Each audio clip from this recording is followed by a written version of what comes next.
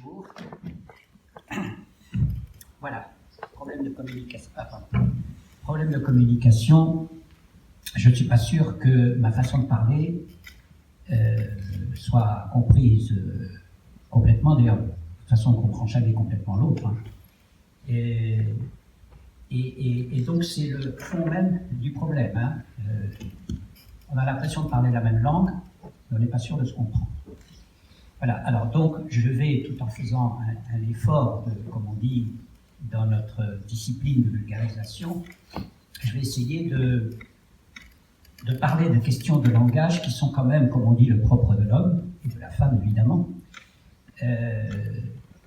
et qui pourtant est souvent relayé au domaine de le vocabulaire, le dictionnaire, la grammaire, etc. Or, le langage, évidemment, s'appuie là-dessus, le besoin de système de langue, hein, mais c'est bien autre chose, surtout dans sa vocation à établir des relations entre les individus. Donc, je vais élargir la question de la linguistique. De toute façon, moi, je travaille de façon très interdisciplinaire, à cheval entre sciences du langage, sciences de l'information, sociologie, anthropologie, psychologie sociale. Et donc je vais vous parler du problème du langage en relation avec la question de la construction identitaire, la question de l'identité, voir comment la langue se met en rapport avec la construction identitaire. Il va y avoir. Et puis, le langage est porteur d'émotions et de raison. Comment se combinent l'émotion, l'affect, si vous voulez, et la raison à l'intérieur du langage? Parce que souvent, on les oppose, alors qu'il n'y a pas d'acte de langage qui ne soit plein à la fois et d'émotions et de raison. Et puis, je terminerai par voir comment le langage agit et s'insère dans la grande problématique de la démocratie et on pourrait dire aussi d'ailleurs de la République. Alors, la question de l'identité, il faut la voir de au moins 3 points de vue. D'abord, est-ce qu'il faut faire une différence entre identité individuelle et identité collective? Est-ce que ça a même un sens de parler d'identité collective? Sachant que l'identité individuelle, est toujours le problème de tout le monde. Hein, quelle est mon identité? Et puis alors, à ce propos-là, on va essayer de voir comment se construit justement l'identité et des individus et l'identité collective, et en essayant de toucher à ce problème qui est que tout langage est porteur d'imaginaires sociaux. Hein, c'est ce que certains sociologues appellent les imaginaires sociaux. C'est-à-dire toutes ces représentations mentales que l'on a dans la tête, qui sont pleines de valeurs, pleines d'opinions, et qui sont en quelque sorte le moteur, si vous voulez, de toute l'activité du langage. Alors, d'abord, cette question de l'identité individuelle et collective, qui commence par cette question, qui est-ce qui juge de l'identité? Est-ce que c'est moi-même ou est-ce que c'est le regard de l'autre? Est-ce que mon identité, c'est ce que moi je dis de moi-même, ce que je crois de moi-même, en fonction de ma vie, de mon environnement familial, social, etc. Ou est-ce que c'est ce que me renvoient les autres? Je vous donne tout de suite un exemple que j'ai moi-même vécu, qui était que dans un organisme international qui était chargé de rassembler des pays en Europe différents, qui avait construit un séminaire pour réfléchir sur toutes les questions d'enseignement dans les universités. Et ce groupe s'appelait Triangle. Il y avait des Anglais, des Britanniques, il y avait des Allemands, et il y avait des Français. Et on m'invite un jour pour intervenir dans ce groupe dit Triangle, qui se voulait donc international. Alors ma première question, ça a été, attendez, Britanniques, il y avait des Allemands aussi, pardon, des Français, mais pourquoi il n'y a pas d'Italiens, d'Espagnols, de Portugais? Et alors, il y a eu unanimité de la part des Allemands et des Anglais pour dire « Ah, mais vous, les Français, vous résumez toute la latinité. » Ah ben, je dis, allez dire ça aux Espagnols, aux Italiens et aux Portugais, pour qui, nous, les Français, nous sommes au nord, pas oublier ça. Et nous sommes des cartésiens. Donc, je parle des représentations, hein, les peuples ont les uns sur les autres. Je dis, allez leur dire ça, et vous verrez. Et j'étais quand même très, très étonné de cette vision. Et bien, du coup, ça m'a amené à me poser la question, mais alors, qu'est-ce que je suis en tant que Français? Est-ce que je suis ce qui me renvoie, à savoir latin?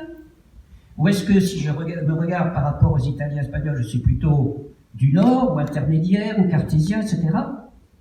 Qu'est-ce que je suis? Et c'est là que j'ai fait ma première hypothèse, qui est que l'identité, c'est une somme de différences. C'est-à-dire que selon celui vis-à-vis duquel je suis, eh bien, le regard qu'il porte sur moi construit une partie de mon identité. Donc vous voyez que je ne suis pas complètement responsable de mon identité. Mais ça nous renvoie à une problématique très très générale, qui est ce qu'on appelle le principe d'altérité. Hein. Il n'y a pas d'individu qui existe sans le rapport à l'autre. Je vais revenir là-dessus. Donc vous voyez, la première question, c'est qui juge? Et finalement, si vous faites varier celui qui juge, eh bien, comme vous avez à chaque fois des regards différents, eh bien, on peut se dire que l'identité est une espèce est à géométrie variable, mais comme une somme de différences. Donc, je suis à la fois latin et pas latin. Vous voyez, de ce point de vue-là, hein, qui est un point de vue quand même très, très simpliste. Mais ce qui m'intéressait, c'était que l'on prenne conscience de cette idée de ce que je dépends autant du regard de l'autre pour avoir conscience de mon identité que de ce que je peux imaginer de moi-même. Alors, la deuxième question, c'est est-ce qu'on peut penser l'identité collectivement? Parce que quand même, la première réaction, vous vous souvenez, il y a une... Je ne sais plus, c'était juste... Qui est-ce qui avait dit moi? Ah non, c'était Fabius. Hein. Il avait dit moi, c'est moi, l'autre, c'est l'autre. Hein, bon. Mais c'est ça, c'est une réflexion tout à fait générale qu'on peut tous se faire. Bah quand même, moi, c'est moi, et puis l'autre, c'est l'autre. Donc on est un être singulier. Bah, pourtant, dès qu'on arrive au monde, on est en relation avec d'autres, et dès le départ, on dépend de nos interactions avec les autres. Donc forcément, quelque chose des autres passe dans moi. Ce qui fait que je ne peux pas me départir du fait que, me voulant singulier, je suis quand même, d'une façon ou d'une autre, collectif. Collectif dans ce sens un peu flou, là, de dépendant des autres. Et je retrouve ce que je disais tout à l'heure, dépendant du regard de l'autre. Hein. Et je dirais, à commencer par la langue, dont je vais reparler tout à l'heure. Donc vous voyez dans un premier temps que là, on est à la fois soi et on est un autre. Hein. Je est un autre, disait Rimbaud, hein, mais c'est ça, on est en permanence, de ce point de vue-là, la solitude, ça n'existe pas. Qu'on le veuille ou pas, on est en permanence en rapport avec les autres. Ce qui fait que du coup, l'identité, c'est une affaire vraiment complexe, car elle n'est pas seulement l'affaire de soi. On peut dire que c'est l'affaire de soi à travers le regard des autres. Voilà, ça, c'est une première approche, disons, de cette notion d'identité, qui est l'affaire de soi à travers le regard des autres. Alors, essayons de voir comment naît la conscience identitaire, quel est le mécanisme de construction de l'identité. Alors je commencerai par cette histoire de fou que j'aime bien, moins pour l'histoire elle-même que pour ce qu'elle dit. Vous savez, c'est un fou qui est dans l'enceinte de son hôpital et qui tourne, et puis un jour, il prend conscience qu'il y a des murs autour de lui. Il dit, tiens, c'est bizarre. Alors, il grimpe, il se penche, puis il voit des gens qui passent dans la rue. Alors il interpelle une dame, il dit, pardon madame, est-ce que vous êtes nombreux là-dedans? Alors, vous voyez, tout le processus. Hein. D'une part, il a fallu qu'il prenne conscience de ce qu'il y avait des murs. Peut-être qu'avant, il ne l'avait pas vu. Ensuite, il perçoit des gens qui ont l'air d'être différents de lui dans un espace qui a l'air d'être différent du sien. Et donc, il projette son regard et il pense que l'autre espace s'étale dedans et il ne sait pas trop si lui, il est dehors ou il est dedans. Remarquez, on peut se poser la question. Où est le dedans, où est le dehors entre un lieu d'enfermement dit de fou hein, et un lieu de l'espace public libre. Mais c'est ça hein, qui est important dans cette affaire-là. C'est que s'il n'y a pas de perception de différence de l'autre, je ne peux pas prendre conscience de ce que je suis moi. C'est ça le principe d'altérité. Hein. C'est que j'ai besoin pour me constituer de la perception de la différence de l'autre, parce que cette perception de la différence de l'autre m'interroge moi-même. Hein. Et en permanence, je suis amené à me dire, mais est-ce qu'il a plus de raison d'être que moi ? Est-ce qu'il m'est supérieur ? Est-ce qu'il m'est inférieur ? Enfin, qu'est-ce qui se passe ? Il y a quelque chose, quoi, qui se passe du fait que l'autre soit différent de moi.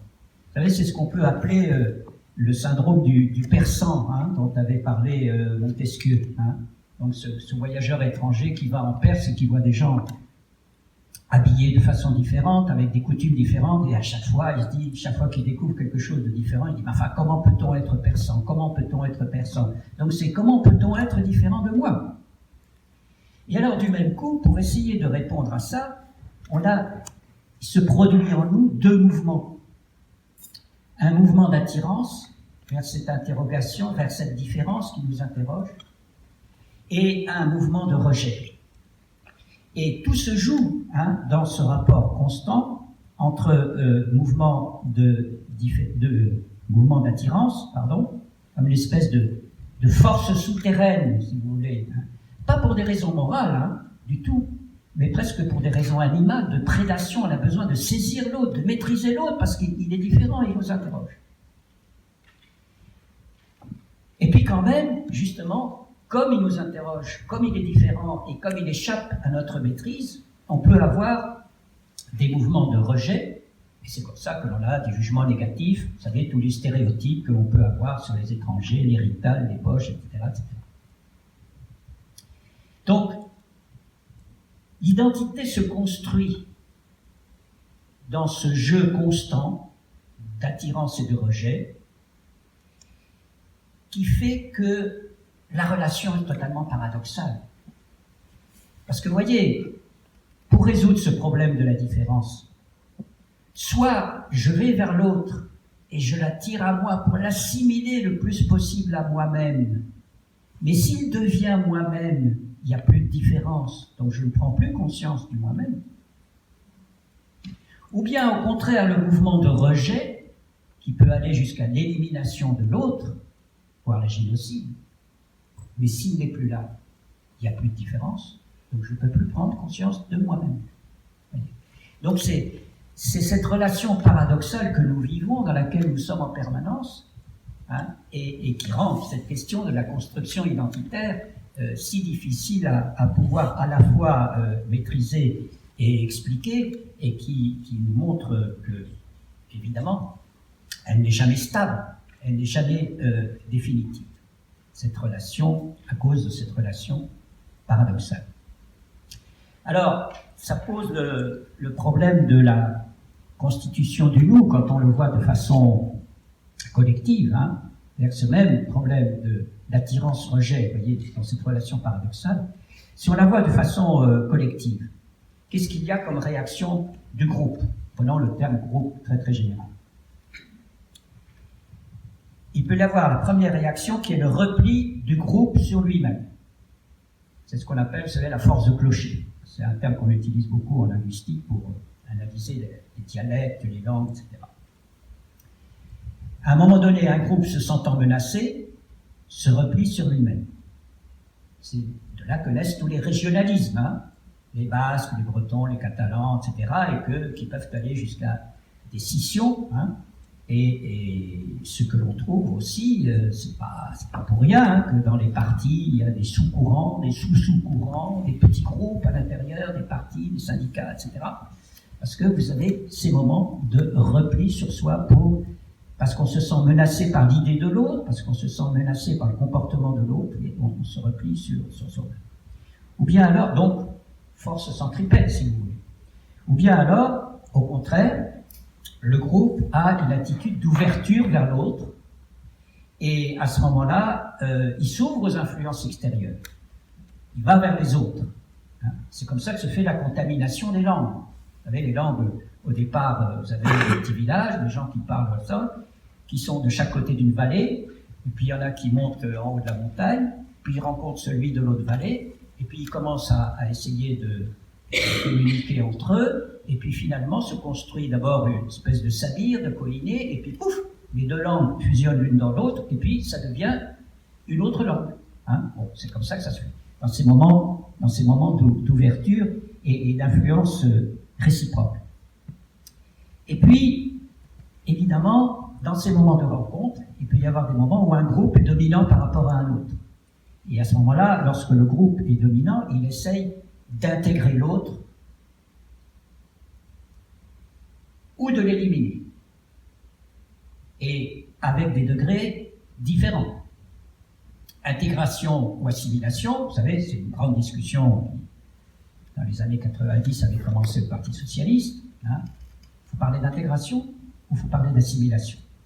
Parce que l'intégration laisse une partie de l'identité d'origine existante, alors que l'assimilation efface l'identité d'origine. Bon, première discussion. De l'autre côté, élimination. Élimination simplement avec maîtrise de l'autre groupe, ça c'est la colonisation. Hein. Ou bien élimination totale, ça c'est le génocide. Hein. Mais il n'empêche qu'on est toujours dans ce double mouvement des rapports de domination. Et puis, heureusement, il y a aussi le cas où ça se mélange et ça crée une unicité. C'est ça qui crée les multiculturalismes, les multilinguismes, qui ne sont pas au bout du jour de tout le monde, mais avec une condition. C'est que pour qu'un groupe se constitue de façon multi quelque chose, il lui faut l'image d'un surmoi social. C'est ça, hein, la grande réussite du melting pot américain. Le surmoi social pour tout Américain, c'est il y aura toujours, au bout du compte, de la réussite sociale. J'ai mon fils là qui est en stage en ce moment aux États-Unis, qui découvre les États-Unis et qui me dit, mais finalement, c'est une société extrêmement individualiste, sauf que tous continuent à rêver, qu'ils soient en haut, en bas de l'échelle, au rêve américain. Le rêve américain étant, quelle que soit ma condition, je pourrai toujours arriver à quelque chose.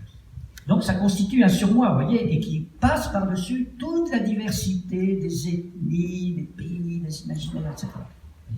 Et donc c'est ça, la condition pour qu'un groupe constitue hétérogène, disons, au départ, du point de vue ethnique, linguistique, etc., pour qu'il fasse groupe, il faut qu'il y ait une espèce d'imaginaire social commun auquel il puisse se référer, qui est en même temps fragile, hein, mais qui va faire vivre le groupe pendant un certain temps. Et alors, justement, c'est ça qui est intéressant, c'est d'essayer de voir comment fonctionnent ces imaginaires sociaux. Alors, vous en avez plein. Vous avez des imaginaires concernant l'espace. C'est comment on se représente son territoire, comment on y circule, comment il se structure, entre les villes et les campagnes, comme vous savez. Hein. Bon. Vous avez des espaces où on construit en horizontalité, vous avez des espaces où on construit en verticalité. Donc forcément, la relation entre les individus ne peut pas être la même si l'espace est construit en horizontalité ou en verticalité. Vous avez des espaces qui sont construits en continu, puis vous avez des espaces avec sans parler des ronds-points, mais avec des places centrales. Je ne sais pas si vous avez remarqué, les villes du Nord, c'est en continu. Les villes du Sud sont organisées autour de la place centrale, clocher, mairie. C'est donc à Millau, hein, c'est ça. Voilà. Et pourquoi? Eh bien parce que, c'est pas le pourquoi, mais je veux dire que la construction du village avec l'espace central, qui est la place centrale, évidemment favorise les regroupements. Alors que la construction des villages en continu ne favorise pas les regroupements. Donc tout ça a des incidences. Vous avez les imaginaires concernant le temps. Hein, vous avez des populations qui segmentent beaucoup le temps. Nous rationalisons énormément le temps. Si vous allez en Afrique, vous verrez que le temps n'est pas du tout rationalisé comme nous le faisons nous. Si vous allez en Amérique latine aussi, les questions de ponctualité, etc., c'est pas, nous on dit c'est pas des gens ponctuels, non mais c'est pas ça, c'est qu'il y a un rapport au temps qui n'est pas du tout le même. Et donc on n'a pas à être, par exemple, vexé ou à juger l'autre négativement s'il n'arrive pas à l'heure dans certaines cultures. Parce que le rapport que l'on a symbolique à ce que représente l'heure ou le temps n'est pas du tout le même. Donc tout ça, ce sont des choses à étudier. Et oui, c'est très intéressant, par exemple, dans le cas des populations d'immigration. Enfin, moi, je connais beaucoup plus l'Amérique latine que l'Amérique du Nord. Je connais un peu, mais surtout l'Amérique latine. Je me suis aperçu de cette chose. Vous savez, le propre d'un peuplement d'immigration, c'est qu'on avance. On avance, on avance, on avance. On ne regarde pas derrière soi. Donc déjà, premier truc, on enterre très vite les morts. On enterre très vite les morts. Parce qu'il faut oublier derrière. On avance, on avance. Tantôt on s'installe, tantôt on continue. Donc sédentaire ou nomade. Mais du même coup, comme ce qui compte, c'est là où on va s'installer ou continuer, eh bien, on pense au présent. On oublie le passé et on ne se pose pas trop de questions sur le futur. Donc, vous avez une façon de vivre où le présent est tellement central que ça a des incidences sur le fait que quand je pose un acte dans la vie, je ne me pose pas la question des conséquences qu'il peut avoir. Vous voyez, forcément, ça va créer des identités d'individus différentes à ceux qui, à tout moment, disent « Ah oui, mais attention, si je fais ça, il risque de se produire ça. » Bon. Tout ça fait partie des imaginaires que l'on a dans la tête concernant l'organisation du temps. Vous avez la même chose pour le corps. Hein. Est-ce qu'on peut se dénuder son corps ou pas? Est-ce qu'on peut toucher à son corps ou pas? Est-ce qu'il est montrable, il n'est pas montrable? Il y a des sociétés dans lesquelles on ne se touche pas, on ne peut pas se toucher. Hein. Pas se toucher, la société japonaise ne peut pas se toucher, ne peut même pas se toucher son propre corps, etc. Et puis tout ce qui concerne les relations sociales, tous les rituels de salutation, la façon d'injurier, d'insulter, c'est très intéressant de voir comment dans les cultures on ne s'injurie pas de la même façon, comment avec des mots parfaitement innocents, vous pouvez injurier l'autre, tout simplement parce que vous êtes dans une société où simplement nier, dire non, c'est vexer l'autre. Ça, c'est propre au pays d'Amérique latine. Hein. Au Mexique, par exemple, quand vous faites une proposition, on vous dit si comme non, si comme non, si comme non, mais vous ne savez jamais si comme non, ça veut dire oui ou ça veut dire non, si ça veut dire oui tout de suite, ou si ça veut dire peut-être, ou si ça veut dire dans quelques jours, etc. Jamais. Pourquoi? Parce que simplement le fait de pouvoir... C'est comme si la négation de refus n'existait pas dans cette langue. Elle existe vous voyez, elle existe dans le système linguistique, mais pas dans son usage, parce que c'est immédiatement mettre l'autre dans une position difficile, critique ou de reproche. Bon. Donc tout ça, évidemment, a des incidences. Et puis, il y a tout ce qui concerne les valeurs, le rapport à l'histoire, à la filiation, au lignage, aux religions, etc. Donc, vous savez bien que la notion de laïcité a une spécificité française, d'ailleurs, hein, qui n'est pas comprise par beaucoup d'autres pays, qui pourtant pensent qu'ils ont aussi de la laïcité dans leur pays. Bon, que le rapport aux religions n'est pas du tout le même selon pas la religion elle-même, mais selon le contexte culturel dans lequel est vécue la religion. Hein. Donc tout cela. Et puis alors donc, évidemment, il y a un imaginaire sur la langue. Alors, l'imaginaire sur la langue part d'une première représentation qui est que la langue c'est quelque chose d'unitaire et qui forcément constitue l'identité de l'individu qui la parle. Alors ça a une longue histoire, hein, passe très rapidement au Moyen-Âge. Vous savez comment sont nées les grammaires? Elles sont nées, les grammaires, au Moyen-Âge, dans l'instant même où le pouvoir politique essayait d'homogénéiser les territoires. Par exemple, 1492, on dit c'est la découverte de l'Amérique. Oui, mais c'est la première grammaire écrite en Espagne qui permettait de fédérer et de rassembler ce pays qui était déjà très fragmenté à l'époque entre le nord, l'est, l'ouest et le sud. Hein. Donc c'était cette idée qu'il faut construire un système de langue qui soit commun à tous les individus, au service du pouvoir politique. Au XVIIIe siècle, il y a cette idée surtout très essentialiste qui dit que la langue c'est le génie d'un peuple. Hein. Donc ça, bon, il y a tout un tas de choses qui ont été écrites là-dessus, mais je vous redis ça pour que vous compreniez comment est attachée à cette histoire de langue l'histoire de quelque chose d'unique, d'unicité qui constitue l'identité de l'individu. Et à partir du XIXe siècle, c'est une langue, un peuple, une nation, hein, avec cette idée que tout ça est un ensemble unique. En fait, derrière cette idée-là, il y a toujours la recherche, une quête de l'origine. La quête de l'origine, c'est toujours ce qui me rendrait authentique. Voire l'idéologie de l'extrême droite. C'est ça, la souveraineté et l'authenticité de l'individu, on la retrouverait en remontant aux origines.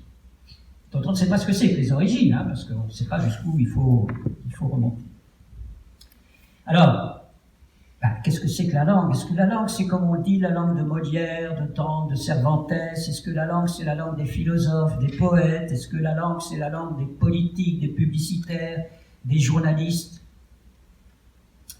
Là, évidemment, il me faudrait un peu plus de temps pour vous expliquer ça, mais disons que, grosso modo, il y a trois conceptions de la langue. Il y a la langue comme système, il y a la langue comme norme, et la langue comme discours. Le système, c'est la grammaire, le système phonétique, syntaxique, etc. Et qui donne des grammaires et des dictionnaires. Hein, bon, ça, c'est ça le système. Voilà, la langue système. Et puis, vous avez la langue norme. La langue norme, c'est le sens que l'on va donner aux mots, par exemple, comme on dit au mot de la tribu, selon les usages que l'on a dans un groupe social particulier. Vous parliez tout à l'heure du terme synergie, qui à un moment donné crée une différence ou en même temps une identification. Il emploie le terme de synergie. Alors moi je me souviens, j'ai eu la même expérience avec synergie, sauf que j'allais à l'époque au ministère de la Culture pour présenter un projet, et puis un projet d'étude du langage des médias, etc. Et puis je sentais que la personne que j'avais en face de moi commençait un peu à s'assoupir. Et à un moment donné, je lui ai dit, mais vous savez, ce projet, en fait, il est en synergie avec... Et hop, je vois que immédiatement, il se révèle. Donc, je me suis dit, ça, c'est un terme clé, symbolique, dans son milieu à lui. Mais pas forcément dans un autre milieu. Donc, ce qu'on peut dire, c'est que, et ça, c'est un sens social que vous ne trouverez pas dans le dictionnaire, que vous trouvez par l'usage, par la langue norme et la langue discours, c'est-à-dire tout ce qui se dit en contexte. C'est ça qui signifie véritablement. Hein? Bon, j'ai un autre exemple. Je me trouve un jour dans un bistrot parisien où il y avait un petit groupe qui parlait avec l'accent du sud-ouest et qui se racontait des histoires. Je dis du sud-ouest et pas du sud-est. Et alors, moi, j'étais à l'autre bout du comptoir, et comme je trouvais ces histoires drôles, je riais. Et alors, l'un d'entre eux d'un seul coup se retourne et dit, mais tu comprends là ce qu'on dit? Ben, je dis, ouais, mais moi aussi je suis de Pau, je suis du sud-ouest. Ah, il me dit, ah, bon, mais... parce qu'à ce moment-là, je ne parlais pas avec accent. Il dit, mais tu n'as plus d'accent, toi? Bon, je dis, non, ça fait longtemps que je vis à Paris, puis j'ai plus d'accent spécifique d'aucune région. Spécifique, toi tu es un intellectuel. Vous ne trouvez pas ça malicieux?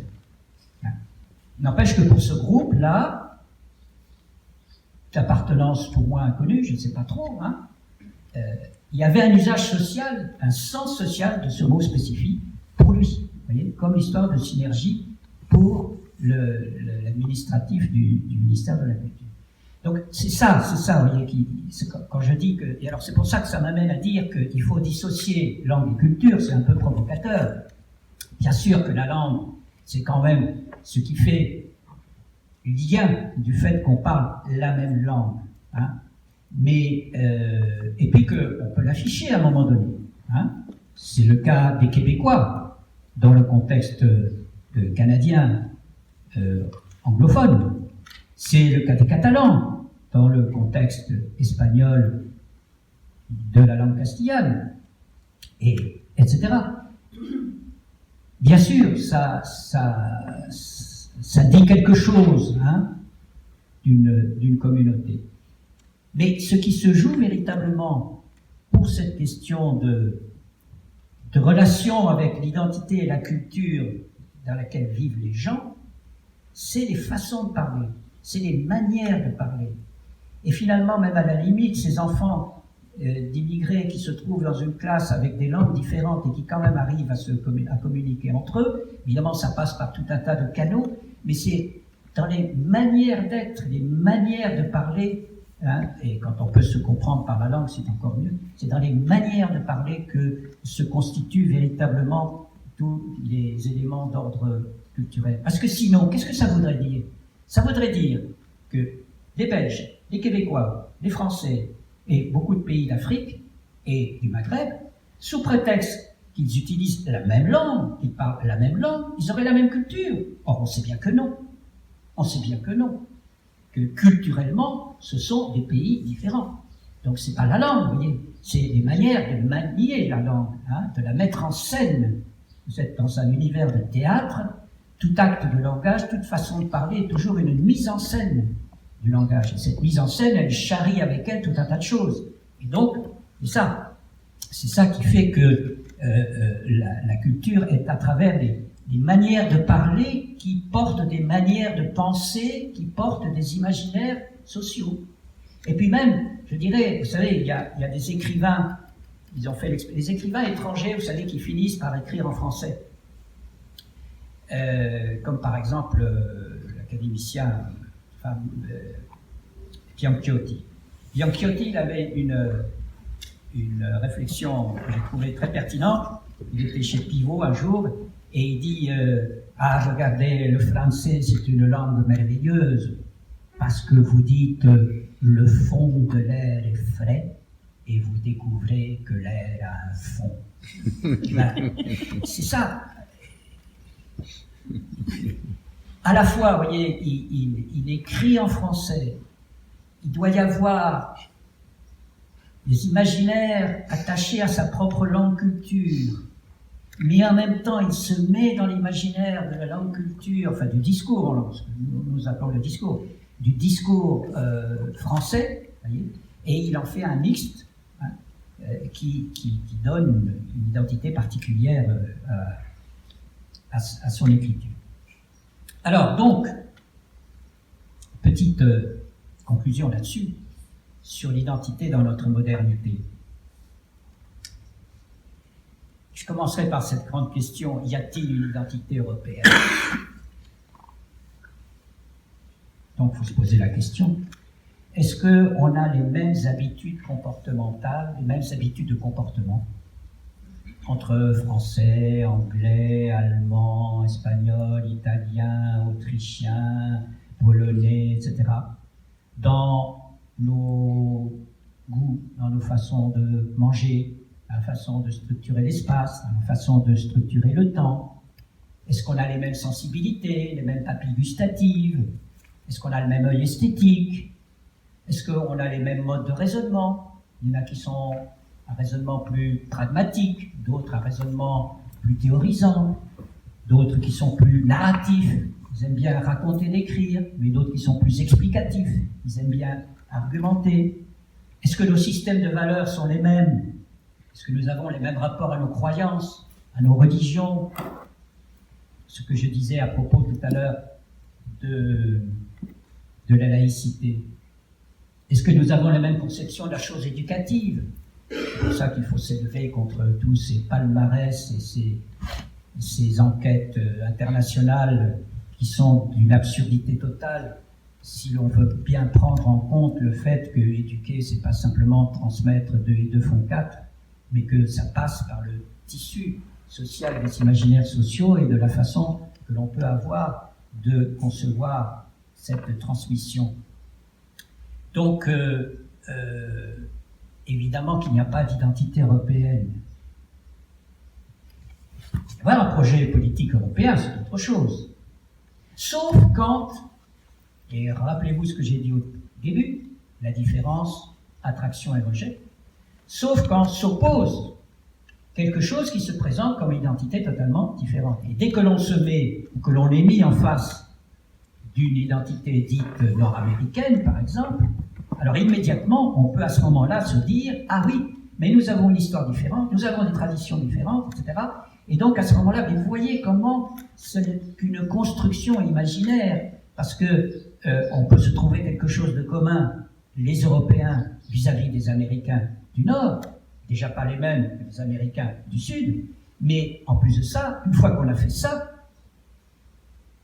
on a comme un fil d'Ariane, si vous voulez. Ça n'est rien d'autre que ça, l'identité à ce moment-là, c'est un fil d'Ariane, sur 2 ou 3 traits particuliers, mais dès l'instant qu'on se revoit entre nous, qu'on fait à l'Union européenne, on voit bien à quel point il y a diversité du point de vue identitaire. Donc, même si c'est iconoclaste de le dire, de ce point de vue-là, il n'y a pas d'identité européenne, du moins telle qu'on veut nous l'avoir. Alors, ce qui fait que on se trouve en face d'un certain nombre de pièges, et toujours dans ce mouvement centripète-centrifuge, entre le piège du communautarisme, parce que forcément, force centripète, si on va jusqu'au bout, il enferme et exclut en même temps, parce que dans le même temps que le groupe, la communauté s'enferme sur elle-même, dans le même instant, elle exclut ceux qui ne sont pas de cette communauté, et en plus de ça, le communautarisme ayant besoin de s'alimenter en permanence, il fonctionne sur un processus d'autosatisfaction de ce que nous sommes, nous. Mais d'un autre côté, il y a le piège du mondialisme ou de la mondialisation, qui lui s'appuie sur un imaginaire de puissance et d'efficacité qui entraîne une déterritorialisation des espaces. C'est ça. Écoutez, le problème des Gilets jaunes, entre autres, il est là. Déterritorialisation des espaces qui fait qu'on perd les références, qu'on ne sait plus où on est. C'est vraiment une perte d'identité à ce moment-là qui se produit, avec effacement des frontières. Donc, on n'a plus de repères. Et constitution, finalement, de diaspora. C'est-à-dire qu'on est dans des lieux différents. Voilà. Et quelque chose, un combat par exemple, commun, va nous rassembler, nous qui sommes si différents les uns des autres. C'est un phénomène de diasporisation, vous voyez, qui se construit dans ces mouvements-là et qui est très intéressant à étudier. Donc nous sommes en permanence dans ce jeu entre universalisme et particularisme.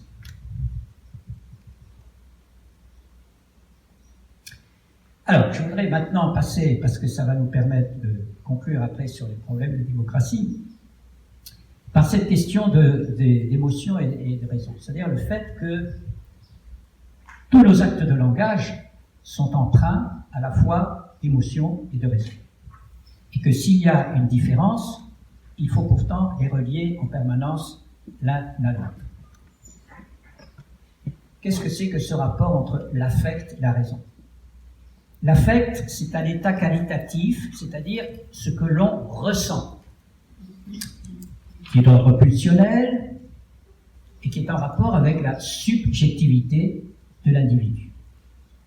La raison, c'est un état mental qui s'appuie et construit du savoir. Le savoir, c'est quoi? Ce sont toutes les représentations que l'on se fabrique sur le monde, sur l'autre, etc. C'est ça, le savoir dans une définition extrêmement générale. Ce qui fait que, finalement,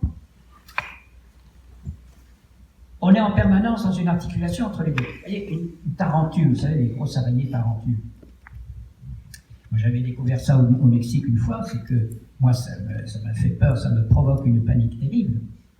Et puis, les autochtones, voilà, du village dans lequel j'étais, ils balayaient devant chez eux, puis de temps en temps, il y avait une tarentule qui apparaissait, pouf, qui sautait même sur un bord d'un poteau, etc. Et puis, bon, ils les mettaient dehors.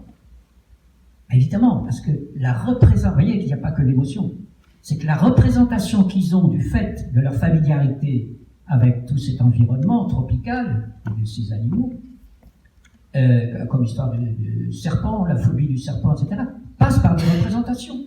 Hein, parce qu'on a des représentations un animal dangereux, menaçant, qui peut provoquer la mort, etc., ou des douleurs, etc. Donc, on est en permanence dans ce rapport, vous voyez, entre quelque chose de pulsionnel, d'émotionnel, hein, mais qui passe en même temps par des représentations. Alors, si on accepte cette explication que je viens de donner sur quelque chose comme ça, qui est la tarentule, l'araignée, c'est la même chose pour la pitié et la haine.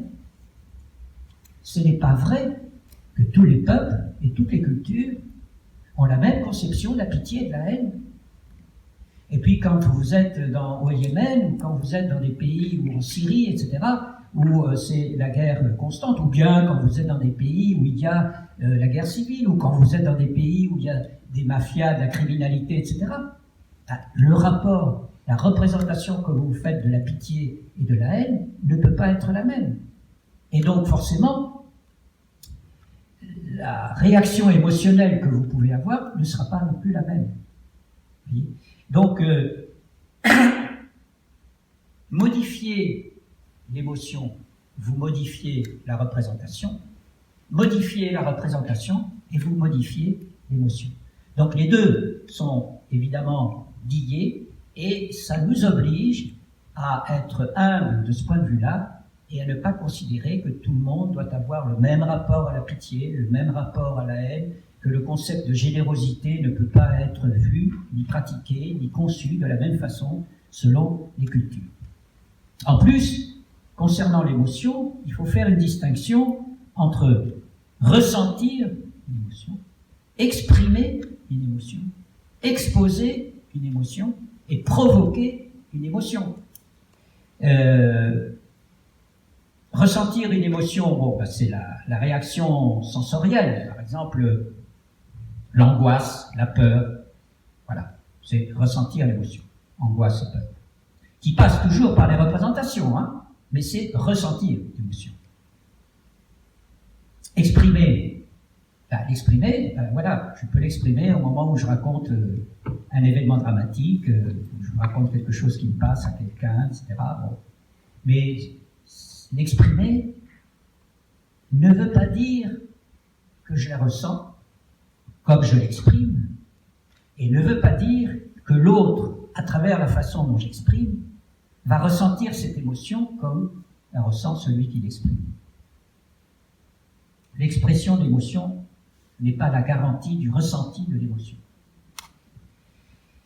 Et puis il y a exposer l'émotion. Alors ça, évidemment, les médias font leur gorge chaude, hein. Et puis vous avez toutes les activités de commémoration, d'hommage, ou alors le Téléthon, par exemple. Le Téléthon, c'est un moment où on expose les victimes, par exemple. On expose les victimes, hein, effectivement, d'engranger de l'argent de façon à développer les recherches, etc. Vous voyez, mais c'est ça. Hein, et ceux qui exposent l'émotion ne sont pas forcément eux-mêmes en train de ressentir une émotion. Donc, faut voir. Vous voyez, je vous lance des pistes, si vous voulez, hein, pour qu'on comprenne que tout ça n'est pas un seul concept et que ça dépend des situations dans lesquelles on se trouve. Et puis, il y a provoquer l'émotion. Je ne sais pas si j'ai mis... Ouais. Voilà. Et puis, il y a provoquer l'émotion. Et provoquer l'émotion, c'est une des caractéristiques du discours politique, et surtout du discours politique exacerbé. Hein. J'avais fait un travail sur le populisme, et on voit bien comment le discours populiste est un discours qui consiste à capter, hein, le public en le persuadant qu'il est victime. C'est une victime. C'est une victime de la politique actuelle, c'est une victime de la société, c'est une victime des méchants qui ne comptent pas sur vous, ne vous prennent pas en considération, etc. Et donc, je ne sais plus si je l'ai mis ici. Est-ce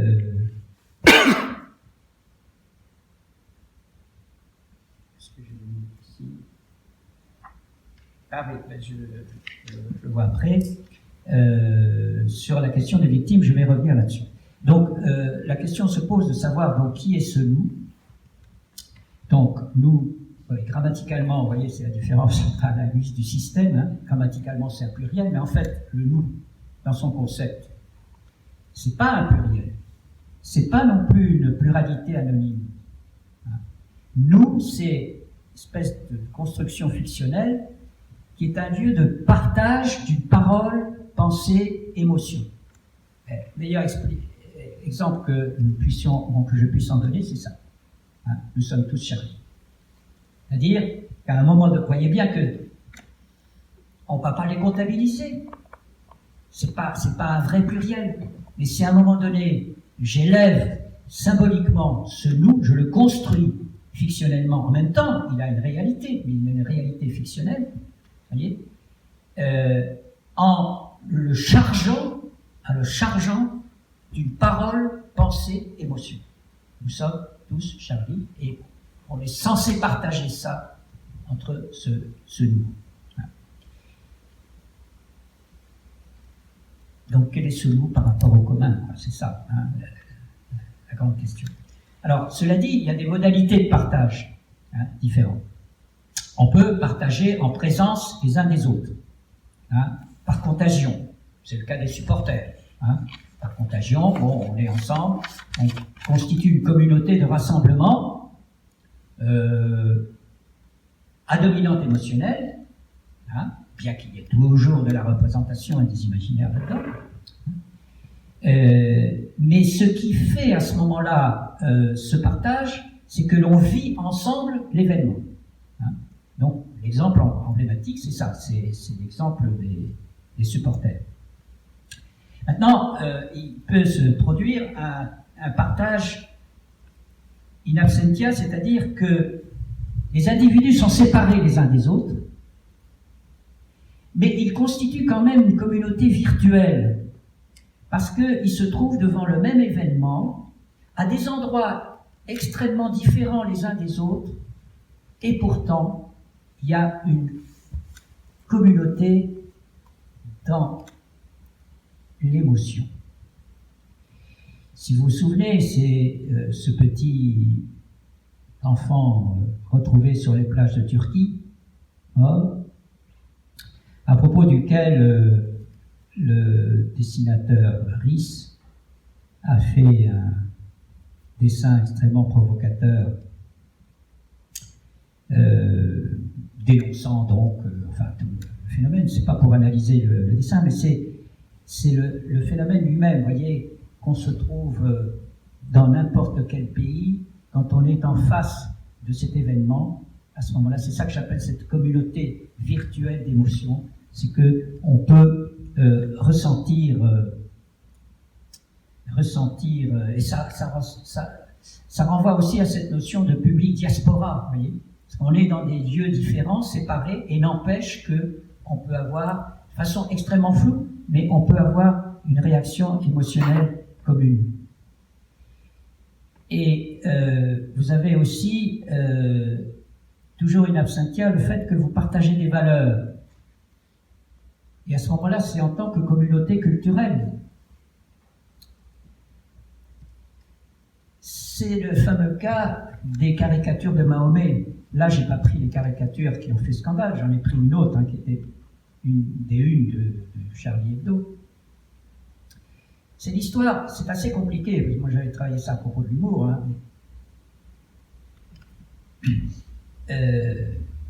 Charles, qui était donc le directeur de Charlie Hebdo à l'époque, disait « Moi, je ne veux pas vivre dans un pays théocratique. Quelle que soit la religion, je lui rentre dedans, je ne respecte aucun des dogmes religieux. » Bon, très bien. C'était son point de vue. Libertaire, anarchiste, comme on voudra le nommer. La question n'est pas là. La question est de se demander pourquoi les caricatures de Mahomet, qui ont plus ou moins fait rire dans le contexte, en tout cas français, je ne vais pas me prononcer pour tous les pays d'Europe, mais en tout cas français, alors qu'il a provoqué scandale dans les pays arabes, évidemment, il ne faut pas s'étonner. Je ne dis pas que les uns ont tort, les autres ont raison, mais c'est que dans le contexte français, on est dans un contexte à prégnance laïque extrêmement forte, y compris représenté par une loi, alors que dans les pays arabes, vous avez une conception de la vie religieuse et politique qui ne sépare pas le religieux du politique. Donc il ne faut pas s'étonner. Je ne dis pas qu'ils ont raison, je ne dis pas non plus qu'ils ont tort, je dis simplement qu'il ne faut pas s'étonner que ça provoque des réactions que ça a provoquées. Et donc, c'est ça le problème de la communauté culturelle. C'est de savoir si, je disais tout à l'heure, entre universalisme et particularisme, est-ce que j'ai le droit, au nom d'universalisme, d'imposer mes propres valeurs aux autres? C'est ça la question. Je n'ai pas de réponse d'ailleurs, je pose simplement la question. Et puis enfin, il y a dans les modalités de partage ce qu'on peut appeler le partage mémoriel, c'est-à-dire le fait que nous avons vécu des choses et nous avons en mémoire, dans notre communauté, des choses que nous avons plus ou moins vécues, dont on nous a parlé, etc., et que nous partageons, comme un psychanalyste, Serge Tisseron, dit, il arrive parfois que nos réactions face à des images d'actualité soient liées à des choses que nous avons vécues d'une autre nature, à notre entourage proche, comme les parents, à des accidents qui ne nous soient pas survenus à nous-mêmes, mais à des gens de notre famille. Et donc, circule, si vous voulez,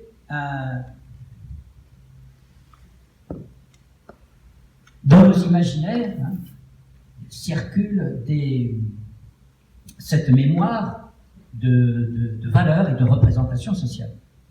Alors, je vous donne cet exemple. Cet exemple est sorti de la campagne de Benetton, qui à un moment donné, maintenant il ne le fait plus, mais qui à un moment donné, d'ailleurs c'était son photographe, Tagliani, qui le faisait, avait placardé un peu tous les murs de cette propagande, parlant de faits humanitaires.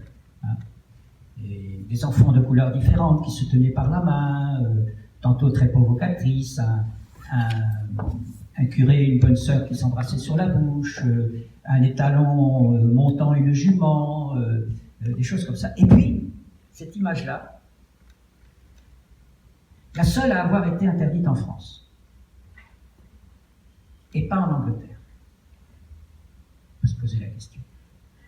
Dans notre imaginaire social, tout tatouage de lettres ou de chiffres sur un bras renvoie au camp de concentration nazi, que la France a vécu douloureusement, alors que les Anglais, en ayant la connaissance, ne l'ont pas vécu, expérimenté aussi douloureusement que les Français. Donc pour eux, ça n'a pas provoqué le choc que ça a provoqué dans le contexte français pourtant très libéral très ouvert sur toutes les images provocatrices, etc. Mais je vous donne cet exemple pour illustrer ce que peut être une communauté mémorielle, hein, et qui pose le problème de comment la transmettre d'ailleurs aux générations suivantes. Hein. Voilà, communauté mémorielle. Bon, alors je termine, c'est un peu long, je m'en excuse.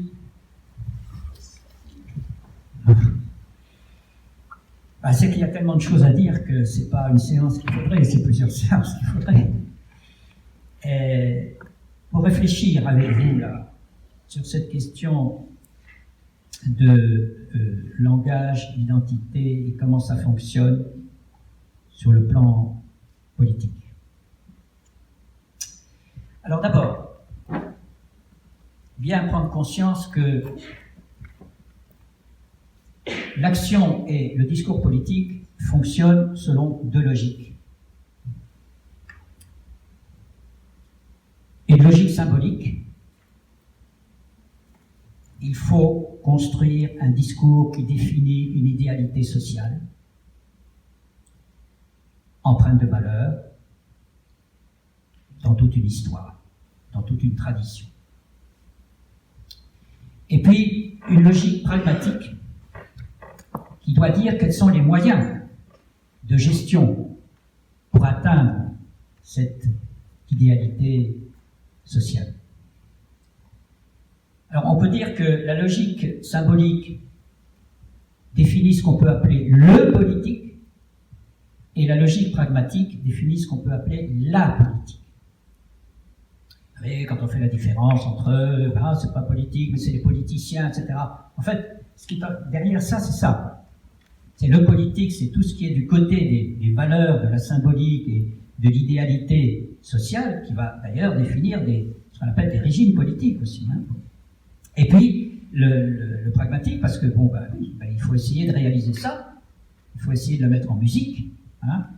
Et donc là, on entre dans toutes les contraintes et les conditions de la mise en scène, une fois de plus, de la vie politique. Donc c'est ça qui fait différence entre le politique et la politique. Alors, le scénario du discours politique est toujours le même. Je pense que vous l'avez d'ailleurs perçu. Hein.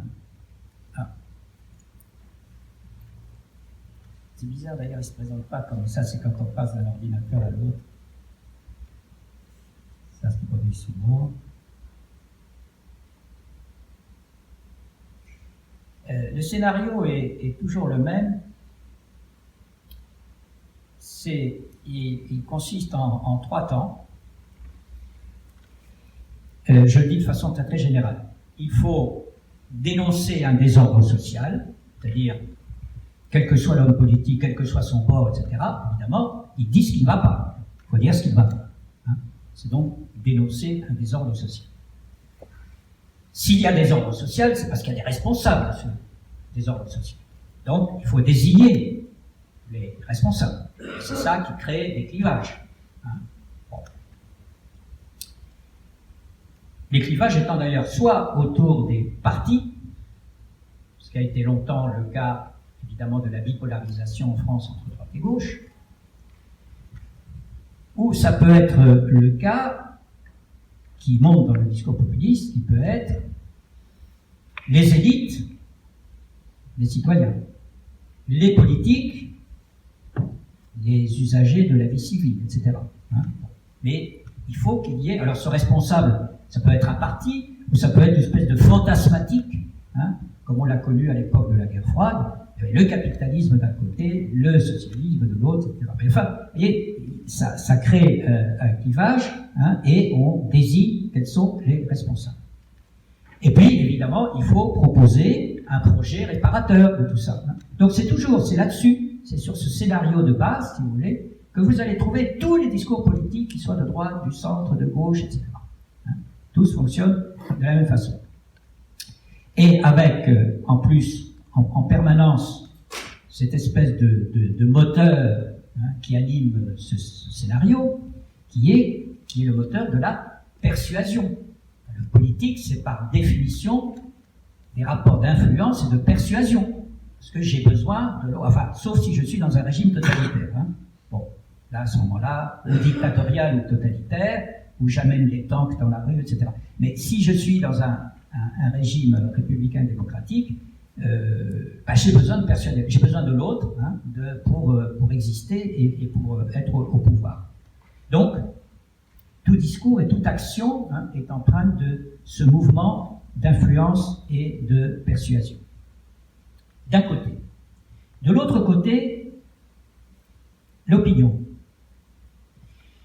Alors, encore un concept un peu plus flou. Qu'est-ce que c'est que l'opinion?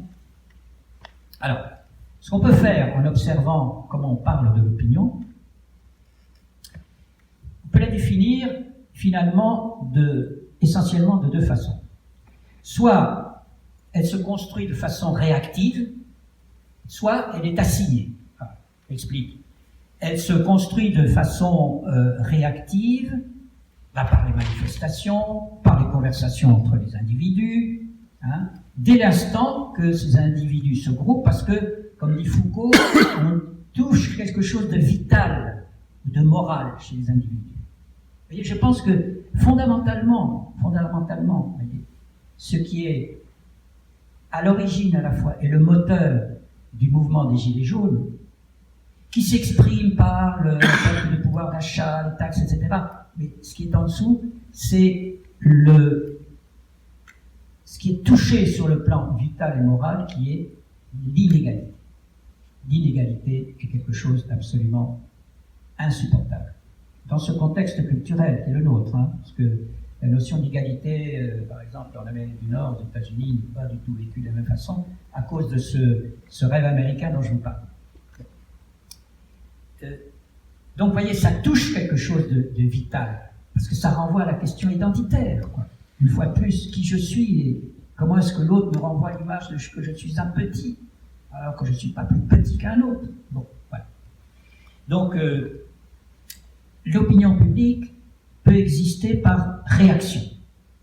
Toute la question est de voir dans quelle mesure les liens qui s'instituent entre les individus pour constituer un groupe sont des liens pérennes, permanents, fragiles, éphémères, etc. Hein. Mais à un moment donné, ça prend. Hein. Comme on dit que la faisselle, vous savez, c'est le lait qui commence à prendre. Voilà, ça prend à ce moment-là. Mais en même temps, ça peut ne pas durer. Et puis, l'opinion, c'est aussi, l'opinion, elle est assignée. Assignée, on la construit, c'est-à-dire on lui tend un miroir. Le sondage, c'est quoi? C'est ça, hein? Le sondage, c'est ça. C'est qu'à un moment donné, on vous dit qu'il y a tant de pourcents de Français qui sont pour ou contre telle chose. Peut-être pas moi, j'en sais rien, mais paf, mais renvoyer en miroir le fait que, eh bien, je serai pour ou contre telle mesure ou je apprécierai telle ou telle façon. Les médias construisent aussi l'identité. D'abord parce qu'ils sont le véhicule des sondages, et puis parce qu'à travers des reportages, des choses comme ça, et avec cette espèce de piège qui est souvent, ce qui fait quand même que le discours des médias est différent du discours scientifique, qui est que le cas particulier, vous savez, dans le micro-trottoir, le cas particulier que l'on prend, présenté dans les médias, on a l'impression qu'il vaut pour l'ensemble d'une communauté. Vous voyez? Bon, alors qu'il faudrait quand même faire des enquêtes sérieuses pour savoir si effectivement ce cas particulier représente l'ensemble d'une communauté. Mais je veux dire par là que les médias jouent sur ce phénomène-là, qui fait que ça nous assignerait, vous voyez, à nous retrouver dans ce qui est là représenté. Et puis les déclarations politiques. Il n'y a pas d'hommes politiques, de femmes politiques de droite ou de gauche qui ne disent pas à un moment donné « les Français en ont assez que, les Français voudraient que », etc. C'est-à-dire qu'on est assigné à un moment donné à avoir l'opinion de celui qui est en train de la définir. Donc, voilà. L'opinion, c'est quand même quelque chose de très flou, hein, mais qui en même temps fonctionne, vous voyez, et fonctionne de façon plus ou moins éphémère. Et puis alors c'est ça qui permet de comprendre que par exemple, le discours populiste, voilà. Le discours populiste, c'est pour relier cette notion d'opinion à émotion et raison. Le discours populiste joue sur un terreau de peur pour créer cet état victimaire dont je parlais tout à l'heure. Vous êtes des victimes de quoi? Eh bien, de l'immigration, de l'Europe, de la mondialisation. Hein, c'est-à-dire autant de boucs émissaires qui vont rassembler, qui sont susceptibles de rassembler les gens pour leur construire une opinion et les amener à agir de telle façon ou voter de telle et telle façon. Donc l'immigration avec la peur de l'invasion, plutôt à l'extrême droite, l'Europe avec une peur de désidentification, tenue par les discours d'extrême gauche et d'extrême droite, la mondialisation, le peur du déclassement, tenue aussi par l'extrême gauche et l'extrême droite, comme quoi le populisme brouille les différences idéologiques.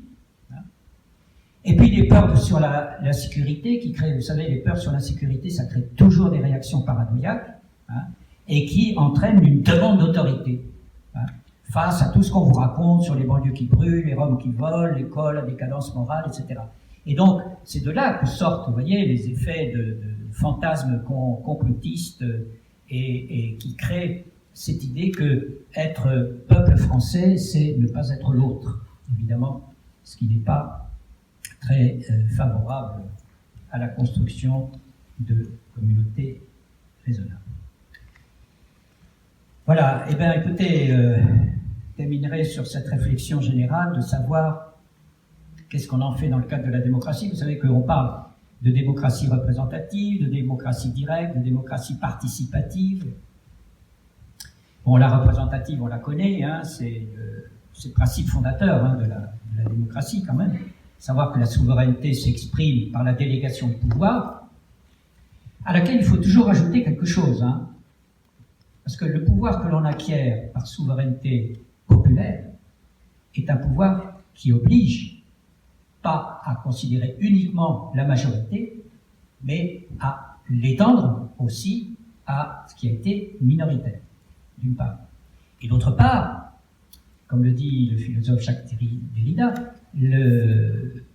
cette délégation de pouvoir oblige le citoyen à vigilance et donc à pouvoir effectivement contester lorsque il n'est pas content du travail de délégation qu'il a fait vis-à-vis de certains de ses représentants. Alors la démocratie directe, démocratie d'opinion, qui est un petit peu embêtante parce que ça voudrait dire que politiquement on agirait à chaque fois qu'il y aurait des pulsions émotionnelles fortes, mais qui prend toujours comme référence le modèle athénien. Mais vous savez, le modèle athénien, d'abord, les sociétés, c'était pas des millions d'individus comme nous avons maintenant. Le forum athénien, c'était 6000 personnes, un grand stade de football. 6000 personnes, lesquelles étaient exclues les femmes, les barbares, c'est-à-dire les étrangers, et ceux qui n'étaient pas, les jeunes qui n'étaient pas encore en âge de porter des armes. Bon. Cela dit, le mode de fonctionnement, c'était ça. On discutait, on délibérait, on décidait, et puis si on n'était pas content des représentants, on les jetait dehors et on en prenait un autre. Et ils se réunissaient dans le forum 48 fois par année. Faites le calcul, ça fait 4 fois par mois. La totalité des individus dans le forum. Donc vous voyez bien que c'est un modèle qu'on ne peut pas représenter dans nos sociétés modernes avec les millions d'individus que nous avons. Donc il reste la question de la démocratie participative, effectivement, pour essayer de faire renaître ce processus, discussion, délibération, décision, qui est le problème qui est posé à l'heure actuelle. Est-ce qu'on se donne vraiment les moyens, aussi bien de ce qui se passe dans les ronds-points que dans le dit débat national, d'avoir ces 3 moments, parce que discuter, ça n'est pas encore délibérer. Délibérer suppose que dans la discussion, on ne se soit pas contenté de dire ce que l'on veut, mais que l'on ait argumenter pour et contre un certain nombre de questions, de façon à pouvoir aboutir à la décision. Donc, reste la grande question, est-ce qu'il faut répondre à la demande sociale? Ben oui, parce que, vous voyez, les deux extrêmes, c'est ça. Je réponds absolument, on va vous taxer de démagogue. Je suis sourd, on va vous taxer d'autocrate. Donc, quoi faire par rapport à la demande sociale? Ensuite, on va dire, oui, mais la demande sociale, c'est forcément toujours une demande émotionnelle. Ben oui, enfin, il y a du rationnel quand même aussi là-dedans. Alors, là, on s'aperçoit que c'est pas facile, hein, parce qu'on s'aperçoit, si on prend un peu, on regarde dans l'histoire un peu quelques cas, hein, il y a des cas où il y a eu réponse à la demande sociale, et il y a des cas où il y a eu des actions politiques contre la demande sociale. Alors, contre la demande sociale, bon, on remonte dans le temps et on peut retrouver Jaurès et Clémenceau solidaires pour défendre Dreyfus, alors que la majorité de la population avait une réaction antisémite. Je vous rappelle le J'ai tout compris de Gaulle en Algérie, interprété de façon différente selon les bords, et qui, par rapport à ceux qui pensaient que je vous ai compris, voulait dire que l'on va continuer à dominer l'Algérie, ils se sont fait flouer, donc il n'y a pas, et qui était une majorité, il n'y a pas eu de réponse à la demande sociale. Et puis, il y a eu le Giscard, disons Simone Veil, pour l'interruption d'IVG, contre une opinion parlementaire qui en majorité était opposée. Et puis enfin, l'abolition de la peine de mort, au moment où les sondages montraient que 66% des Français étaient contre l'abolition de la peine de mort. Donc, faut-il toujours répondre à la demande sociale? En revanche, il y a eu d'autres cas où, effectivement, eh bien, il y a des réponses. Hein. Le voile, l'histoire, la loi sur les signes ostensibles de religion, c'est une réponse à la demande sociale. Bon, elle était peut-être plus limitée, puisque c'était plutôt dans le monde de l'enseignement, mais même, de façon générale, hein, ça c'est... Donc, il y a des cas où il y a une réponse en faveur, des cas où il y a une réponse contre, et puis où il peut y avoir la demande sociale n'est peut-être pas satisfaite, mais il y a une influence à plus long terme, hein, de ce que a produit la demande sociale. Voilà. Donc, quand même, dans tout ça, ça veut dire que si on réfléchit sur le commun, il demande à être organisé. Je vous remercie. Merci.